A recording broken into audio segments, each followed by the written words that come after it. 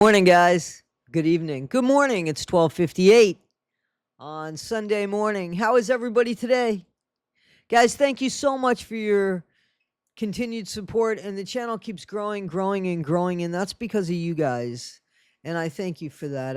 I thank you for that, and I hope that you know that it never, ever, ever goes wasted on me. I'm grateful to you. Guys, what are we eating, drinking, smoking? So I have some coffee, flavored coffee, and I also have my favorite San Pellegrino orange and pomegranate. I love it. I love it. It's one of my favorite things. One of my favorite things. Guys, I have to tell you that I was watching Plunder. And listen, let me just say this. Let me just say this. Plunder, the Docket, and Gray Hughes Investigates. Those three content creators got together, paid a lot of money. I believe the Docket not only pitched in with the other two, but also did most of the legwork, most of the aggravation of calling and getting these sent and making sure that they open and that they're readable and staying on top of things. Guys, it is so important.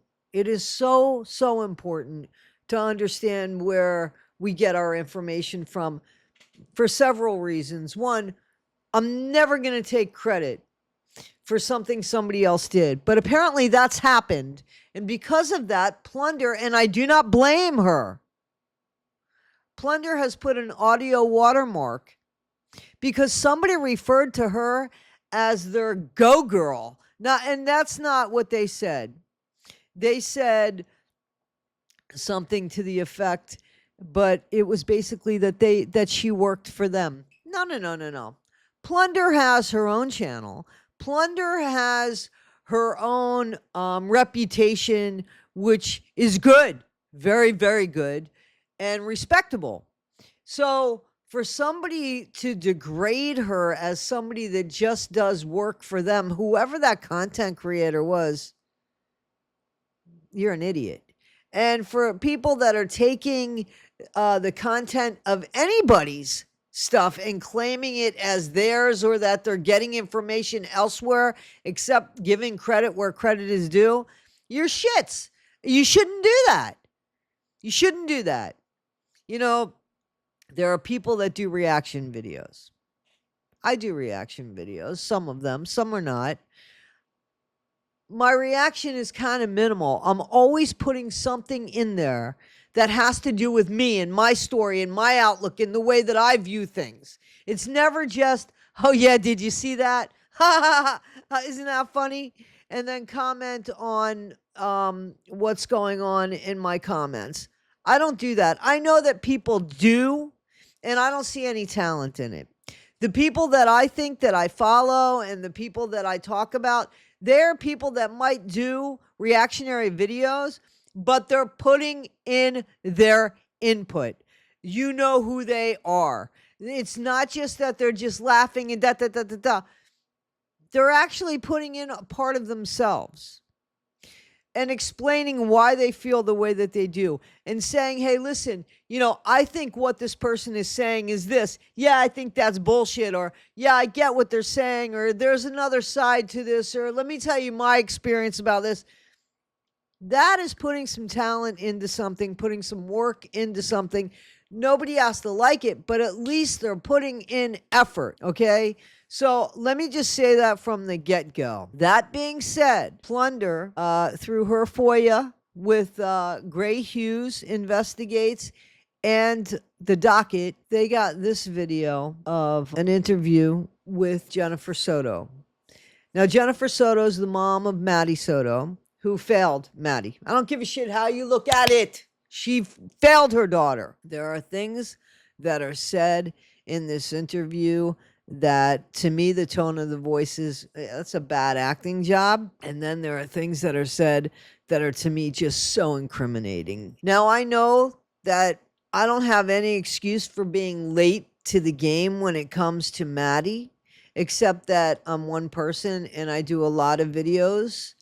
and I cover a lot of cases. I also work, as you guys know, more than 40 hours a week at another job.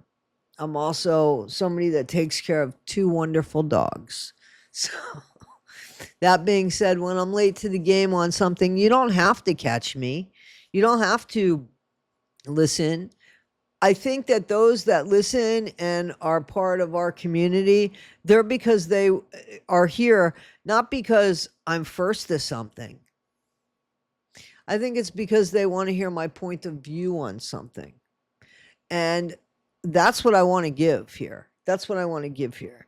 Guys, you know that the heart, I want to think the heart of the true crime cases are of children. And that goes back to when I met Jean Walsh, who was the grandmother of Adam Walsh. And Adam Walsh, as we know, was John Walsh's, America's Most Wanted son, John Walsh.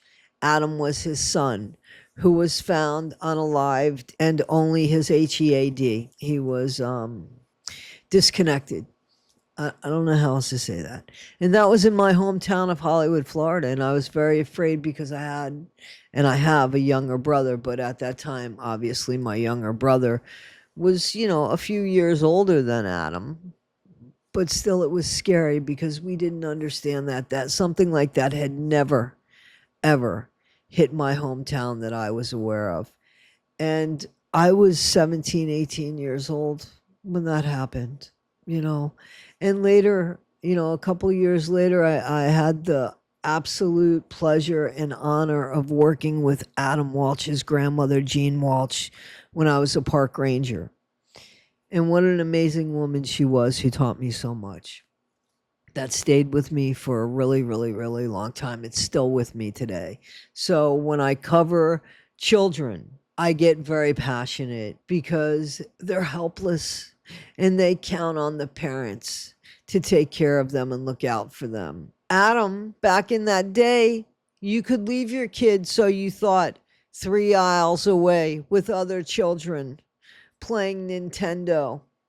Or, it was Nintendo at the time, I believe. Pong.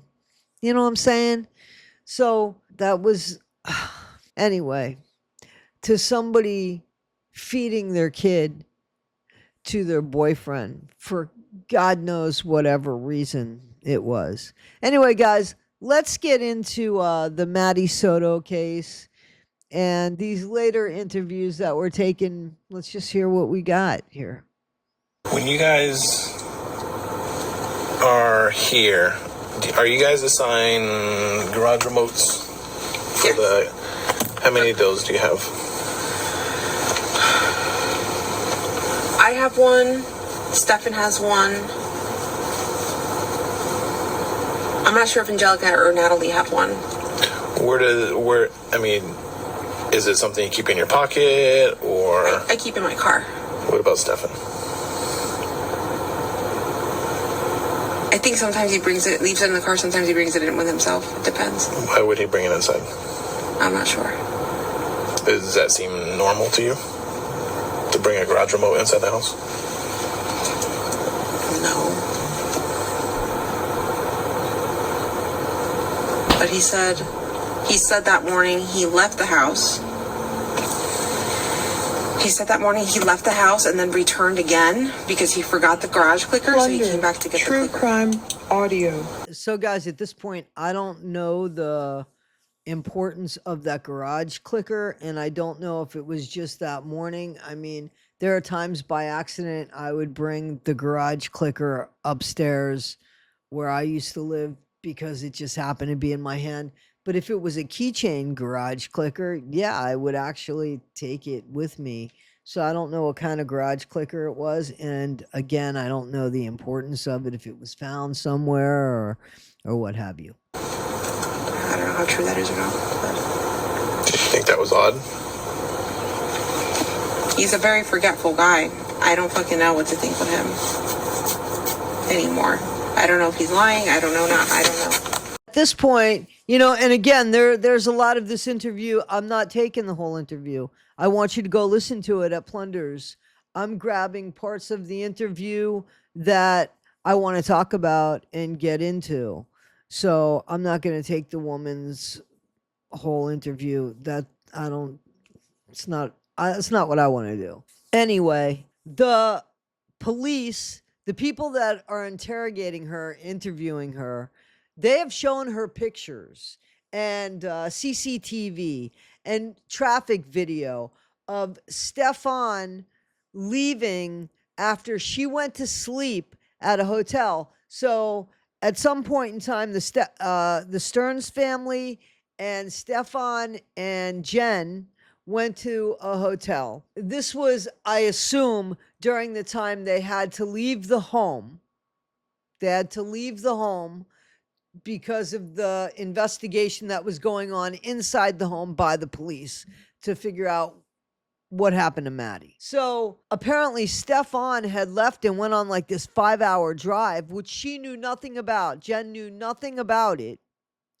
But the police had shown her pictures and videos of it. And because of that, that caused a crack in the facade of Stefan Stearns, in my opinion, with Jenn Soto. It didn't break it, but it caused a little bit of a crack where she thought, oh, fuck, what else isn't he telling me? I don't know how involved she is in all of this. I think she definitely needs to be incarcerated for anything. There's neglect of a child, putting a child in harm's way. I don't know the legality term of it, but there is a couple. She could be busted on a bunch of shit. I don't know why she's not. Let's continue. All right, so you know you're all around. Yeah.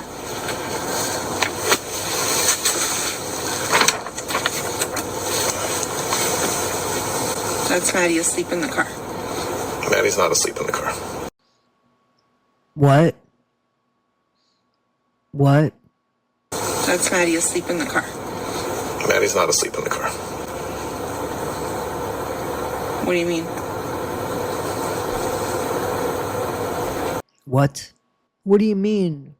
What do you mean? If strangers knew this child wasn't asleep in the car, then the mother would know that the child wasn't asleep in the car, because the mother knows how the child sleeps better than anybody else, right? Do you believe Maddie's asleep there?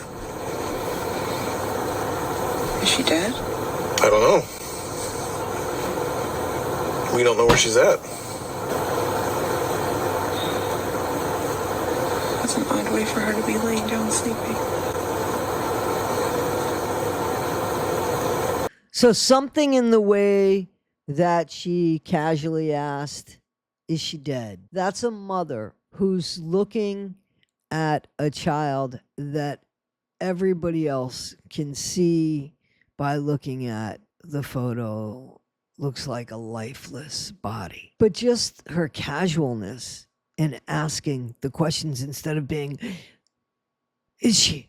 You know what I'm saying? Having that angst in your voice. And then she says, I think that's an odd way for her to be sleeping. That's an odd way for her to be laying down sleeping. To me, none of this sounds like surprise.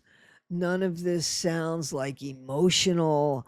I don't understand the behavior of this mom who has had a child in their life for 13 years. You know, I had Hero in my life for 13 years, my dog Hero. And I talked to her picture all the time. Even today, I was upset and sad that she was no longer with me. It took me a while for me to be able to act normal, especially when talking about her. So I don't understand how a mom's behavior is this way. I don't get it.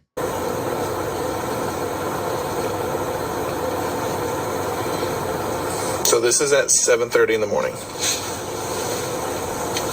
Ish. That's way too early. But you said you thought around 8 o'clock Because I assumed that he was getting her ready for school. So that would be the time he'd wake me up and take her. It was earlier. So just for the recording, this is a video from within the complex that shows the front angle through the windshield. Yes. So the next picture is going to be Maddie in the front seat of Stefan's car. You see, right here? Mm-hmm. That's taken at 9 o'clock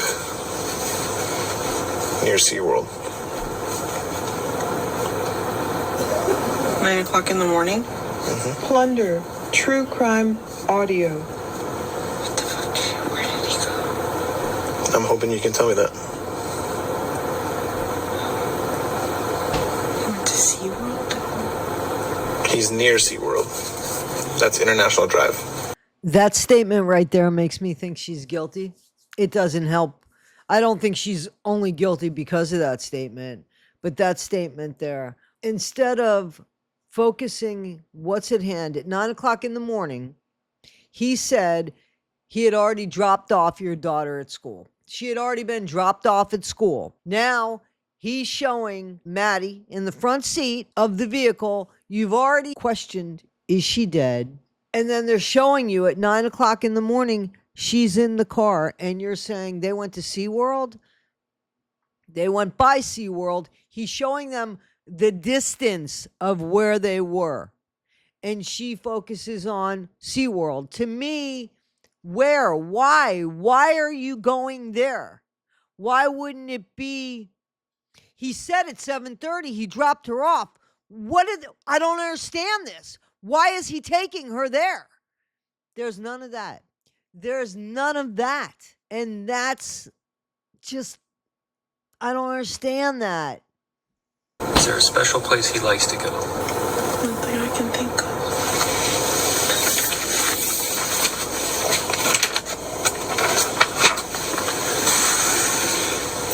Here's another picture from the dumpster in Venetian Bay of Stefan throwing away trash. What day? That's going to be Monday morning, probably around 7:45. Has that already been taken? Have you guys been able to look at what was dumped? What was thrown out? What do you think was in there? Clothes? I don't know. What makes you say clothes? Plunders, true crime audio. I can't tell what he's holding. I don't know if it's a plastic bag full of stuff or... Inside of that bag is Maddie's backpack, Maddie's school computer, and one of her Crocs.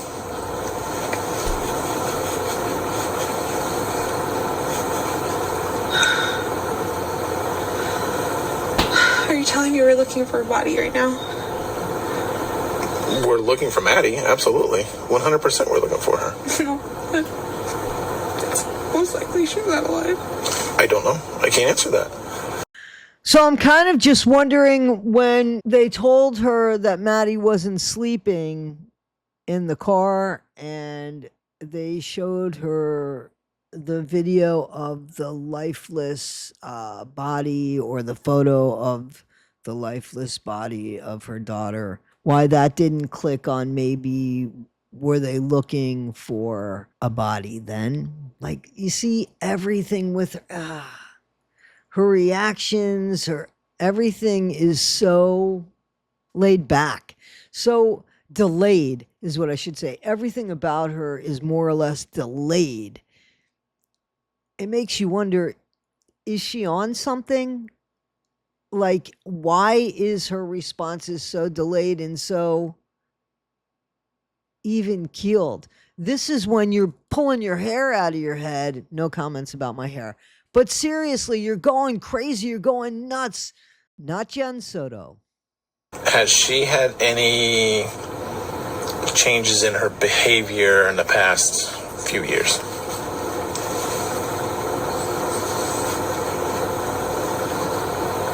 I'll say yes. So every single time she says, I want to say yes, or I want to say, it reminds me of being on like a game show, where I want to say bowling for 200, Alex. I mean, that's just what it reminds me of. I'll say yes. But it was all around where puberty hit, and like the typical teenage, the attitude, the sass, the talking back, the disrespect, the pushing boundaries. She was very much doing that. But that calmed down over the last few months. It got even better when Stefan moved out and went to Northport. Maddie and I were actually seeing a therapist together to try to like work through our issues because we were having problems communicating. So Maddie had problems. You notice that it got better after Stefan left. Why'd Stefan come back? Does he like to go camping? Does he like to go to the beach or any of that stuff? No, the beach makes him self-conscious because he doesn't like how his body looks. He calls himself flabby. But, no, he's not an outdoorsy person. He doesn't play sports. So he didn't feel so good about himself on the outside, huh? I wonder how he felt on the inside about himself. Did you know? Plunder, true crime audio.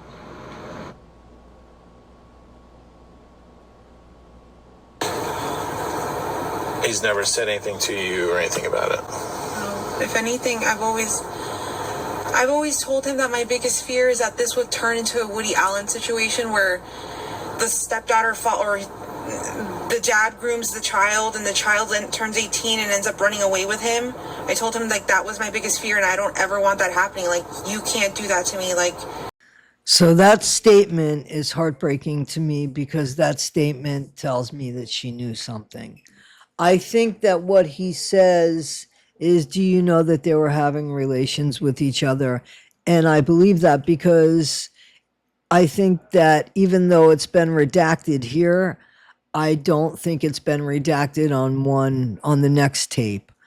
So, spoiler alert. I just, I think about the parents that fight so hard, people like Brianna Michelow, who fought so hard to try to keep her son safe, and how somebody who was able to keep their child safe just didn't.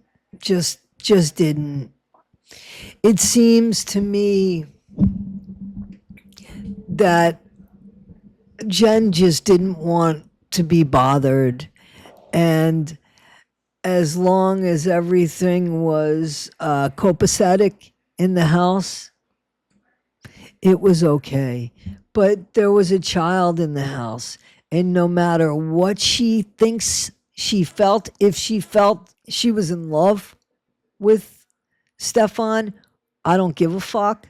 Just like I don't give a fuck about the Woody Allen thing. Neither one of them are related. And Woody Allen was not legitimately the dad, because he never adopted her. But anyway, it doesn't matter. Both are children, and these are adults that know better. So it's not okay. It's not okay. And if Jenn Soto knew, which I think she did, let's make it 100% clear that you can bet your ass that Mia Farrow did not know. And when she knew, she did something about it. Okay? So that's not okay. It's not okay. And why her biggest fear, what is being left, being humiliated? First of all, Mia Farrow shouldn't be humiliated. It should be Woody who's humiliated, okay? So, guys, this is so wrong, so wrong, so wrong. Just the fact that Jenn Soto made that fucking comment is wrong.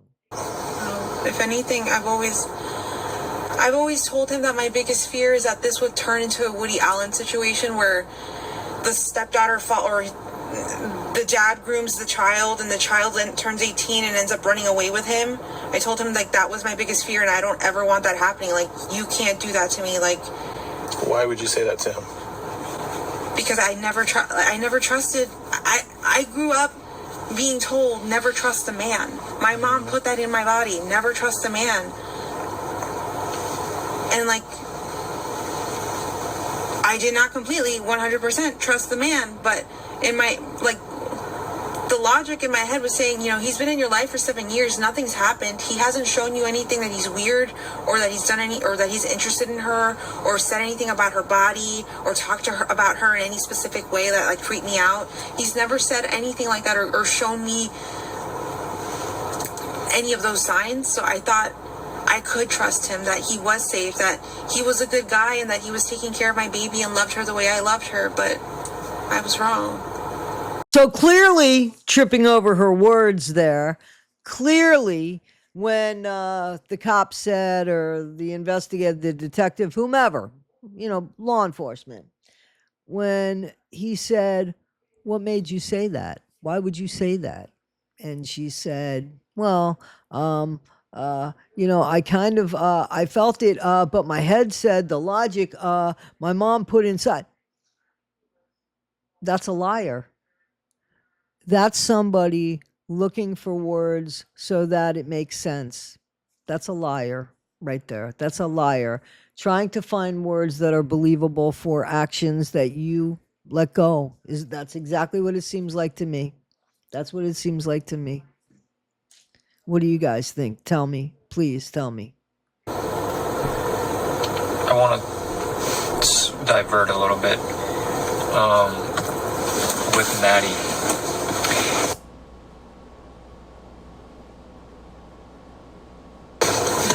Never. Okay. Did she disclose to you about her? Has she had a period yet? Do you know? Yeah. Did she disclose to you about that? Yes. So do you know her regular Cycle? I usually put it, she usually tells me when she gets it, and we put it in an app.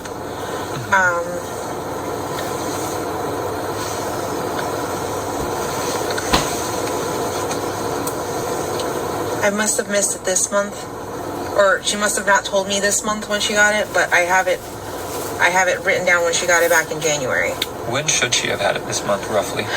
The beginning of the month. She got it January 1st. So it should have been around the end of February. First January 1st of February? Yeah, exactly. Okay. And was she pretty consistent on telling you? Yeah, she would tell me when she would get her period. And then she'd actually also tell me every time she used the restroom. Like, Mom, success, I pooped. And I'm like, cool. Because she's got GI issues. And she didn't tell you about this last cycle?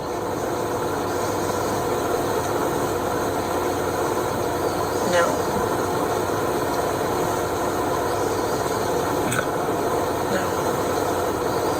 You find that odd? Yes. Now that you're bringing it up, yes. Wow, she's super calm there, isn't it? So wait a minute. I had a theory pop in my head, in my little noggin there. I sound like Bailey Sarian when I say that. I've used the word noggin before, you Bailey, because I'm much fucking older than you. I love Bailey Sarian, guys. I love her. Love her 2 channels too. Anyway, so something bounced around in my brain, and you know how she said her biggest fear was being left? Well, what if, I think Maddie was pregnant. I do. I said that in my last video. I think Maddie was pregnant. And what if Stefan was in love with her, or thought he was in love with her? And what if Jenn lost it? I don't know. I mean, I just don't know. Or what if Stefan just got so afraid? Because you can't excuse that. He would have had to impregnate her at 12. She just turned 13. So, but Jenn sounding eerily calm and thoughtful in every word. Yes, now that you bring it up, they still haven't found Maddie at this point. All that's happened at this point was Jenn knows that Stefan ABUSED'd her, actually, and that he's in prison. He's in jail for it. She just found out about the book bag being there and that in the car looked like her daughter was sleeping peculiar. So come on, man. Why is this woman out? I don't want you to take this the wrong way, but this is just, we've been doing this job a very long time, as you can tell with all the gray in my beard. Your emotion when I told you you broke down like that. Do you remember that? Like instantly crying. But when you talk about her possibly missing, or God forbid deceased, that emotion changed. What do you mean by changed? So when I told you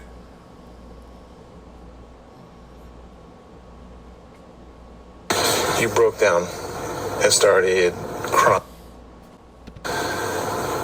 but then when I showed you the pictures and said that she may not be asleep in those pictures, your emotion just changed. I don't want to believe it. In my heart, I know you're showing me what you're showing me, and you're telling me he threw away her backpack. And I want to assume the worst. I don't want to assume the worst. I want to assume that she's still alive, that she's out there, that he's hidden her somewhere. But with what you're showing me, it feels like we're looking for a body. I'm just in shock.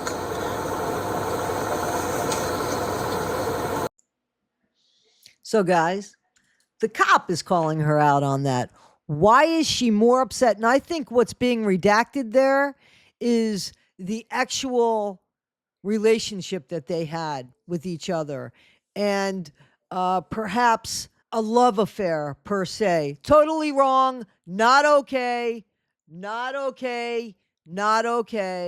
It seems like he's saying that she was more upset that Stefan was physically close with her and that they were intimate with each other than that she's unalived or could possibly be unalived.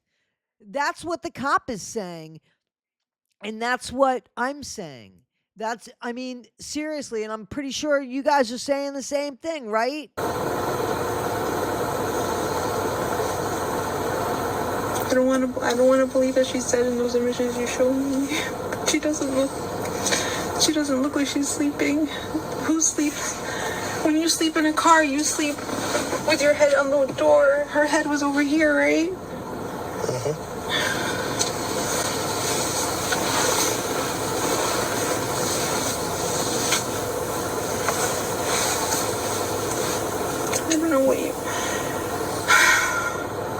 I don't know what you want me to say or do, or just want my daughter back. To me, that deserves a RAZZIE award because that is some of the worst fucking acting I've ever heard in my life. Just RAZZIE award. Jenn Soto. And this is exactly what I was just talking about.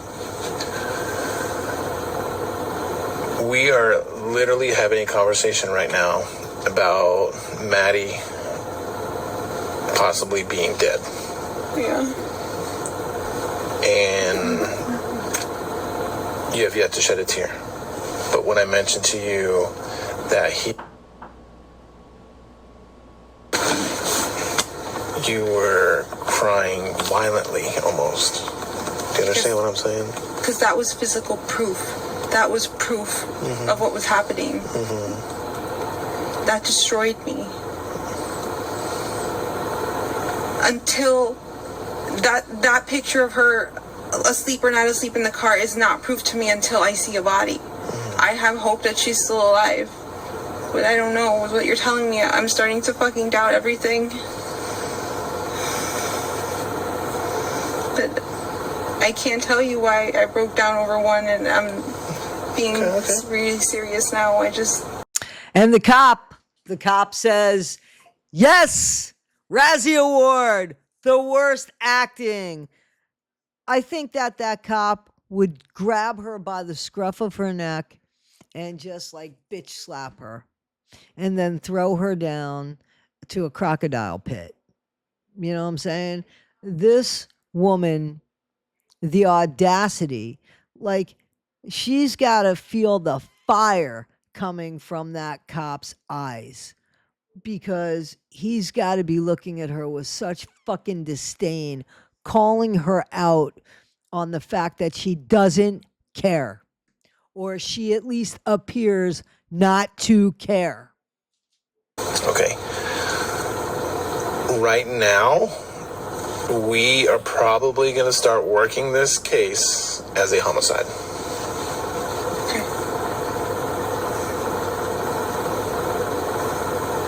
Because he's in jail right now for... Okay, he's in jail for that.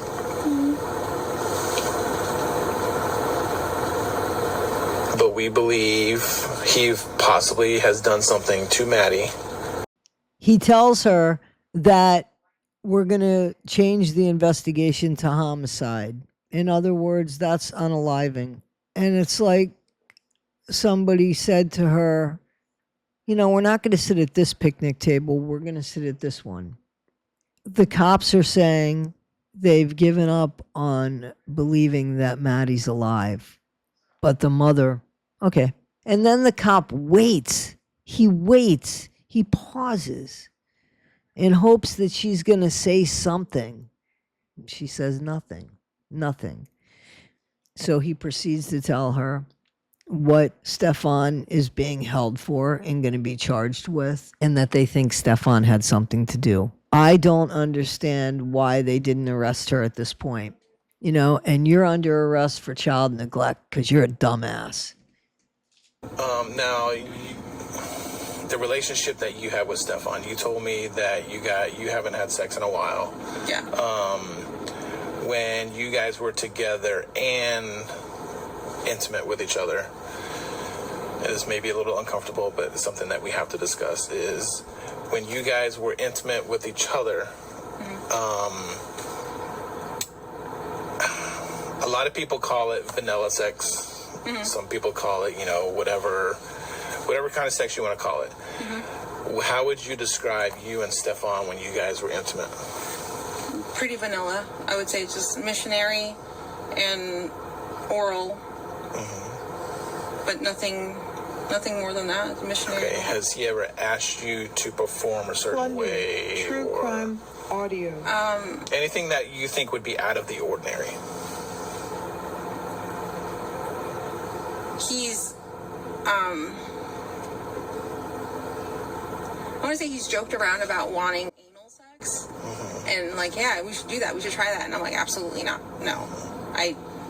To me, his penis is average size but thick, and it hurts. So I don't want, even normal sex hurt to me, so I just didn't want to do it anymore, honestly. Okay. Damn. So you weren't having sex with him and you were letting your daughter sleep with him. And now that you saw pictures and shit, imagine if it was painful for you.